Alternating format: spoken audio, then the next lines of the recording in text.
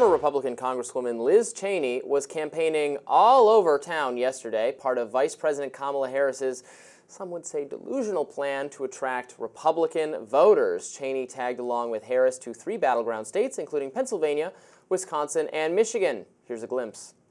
And so I think that we are facing a choice in this election. It's not about party. It's about right and wrong. And I certainly have many Republicans who will say to me, I can't be public. They do worry about a whole range of things, including violence, but they'll do the right thing. And I would just remind people, if you're at all concerned, you can vote your conscience and not ever have to say a word to anybody. And there will be millions of Republicans who do that on November 5th, vote for Vice President Harris. Many Democrats seem convinced that this is a great move. MSNBC's Chris Matthews is even calling Cheney a heroic figure. Let's watch. Well, Mika, I wouldn't think a few years ago I would ever be singing the praises of a Cheney member of the family, a member of that family. I really did not like the Iraq War. And I didn't like the neocons, and Cheney was leading them all. And he took us into that war, and it killed almost 200,000 people in Iraq, and it served no purpose. They had a bunker, a barrier against Iran, and they got rid of it. Anyway, she is a character almost out of the movies, out of A Man for All Seasons. I've never seen a more heroic figure than Liz Cheney. She lost her state probably forever. She lost her party. She lost her leadership in the Republican House. She could have been on her way to Speaker. It was very probable. She gave it all away in the interest of truth. That's what she stood for. It's amazing to me how few people have gotten behind her. But now, one person that's got behind her is Kamala Harris. And those sitting together, those two women, as you say, on that stage is remarkable because there's such courage there from Liz Cheney. And I cannot say anything that would stop me from saying she's been unbelievable.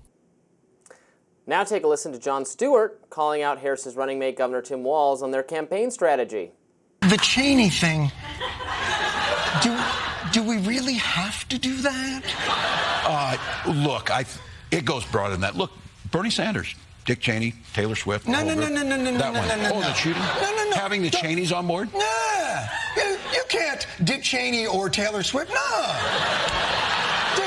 We're a big tent. What country did Taylor Swift get us to invade? No. Yeah. No, don't you think, though, that, and I do this, I believe this, there is still a core group of folks out there, your point being, and not joke, the don't tread on me, the Reagan piece of this, the libertarian piece, but the constitutional piece. Yes. There are a lot of people out there. I think Liz Cheney and Dick Cheney give permission to those folks who want to find a reason to do the right thing. This libertarian is not interested in the Cheneys instructing us, of all people, on who to vote for. Reacting online, Twitter personality Steve Hilton wrote, quote, "Is there a single person in America who will be persuaded to vote Democrat by Liz Cheney? This Kamala Harris campaign has completely lost the plot." And Glenn Greenwald wrote, quote, "In the closing weeks, Kamala is campaigning with Liz Cheney more than with Tim Walz, as if Liz is her real running mate. Very easy to imagine, if Kamala wins, Liz occupying a key cabinet spot, such as Secretary of Defense, like her dad did twice, would fit in perfectly." So, as Jon Stewart pointed out, and as Chris Matthews pointed out, and I always did respect Chris Matthews for his foreign policy. He was stridently critical of neoconservatives, and he outlines the entire case against her and then throws a hero award at her for what her antics are now. In terms of persuading, I think Tim Walz is completely wrong. That is the exact group of voters who, I don't know if they're open to voting for Kamala Harris, but they're certainly not going to be open to voting for Kamala Harris because the Cheneys tell them to. It's the opposite of that. Hear me out on this. And I am a Bernie Sanders person, and I'm like, wow, we got these neocons in a tent with Bernie Sanders, which means whatever the last thing they're holding on to, which is like the national security state, and obviously they can't. Because that's all they care about. That's all they care about, right? But, okay, fine. What's interesting about this tactic, and we're already seeing it in Pennsylvania, Harris is up by 12, she's got 12% GOP voters in Pennsylvania right now. That is the poll that came out last week. That's huge. If you look at the voters, older voters, those over 50 years old and 80 plus, she is winning for the first time since 2000 with older voters. And older voters from 50 to 80 plus are R plus 13 voters. That's crazy to me. So it's working. This is the most reliable group of voters, older voters. I mean, I have family members in Arizona. I've talked about this before. I've never agreed with them on anything. Our Thanksgiving dinners are always, you're a communist and they're the gun holders. But there is one thing that they agree on, that they don't trust Donald Trump. And some of them voted in 2016 and then didn't vote for Biden. A couple voted for Biden, but they just didn't feel ready to vote for Kamala Harris because it was a rushed timeline.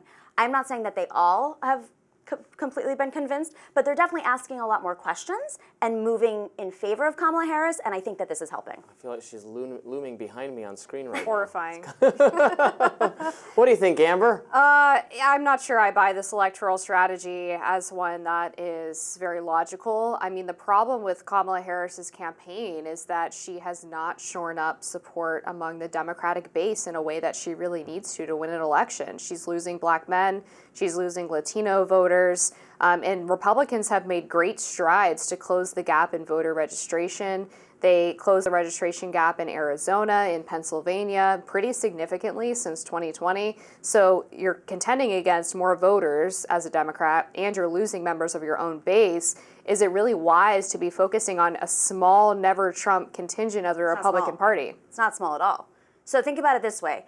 Donald Trump's coalition from 2016 has only been shrinking. And much of that coalition has died. They've died of COVID, they've aged out because he had older voters. In 2020, it shrunk even more. Then January 6th happened, and then more Republicans were disgusted, frankly, by Donald Trump. Now, some of those Republicans might be sitting on the couch right now, which is what Kamala Harris is trying to do, get them off the couch, a percentage. But she also has millennials, the majority of millennials still, especially millennial women, and Gen Zers. She is up by 20 points right now with young people, and she's leading with older voters. So has she lost a couple points with African American voters? That's based on 2020, but not based on 2016 numbers. And she's pretty much right where she was, right where the Democrats were with Latinos a few years ago.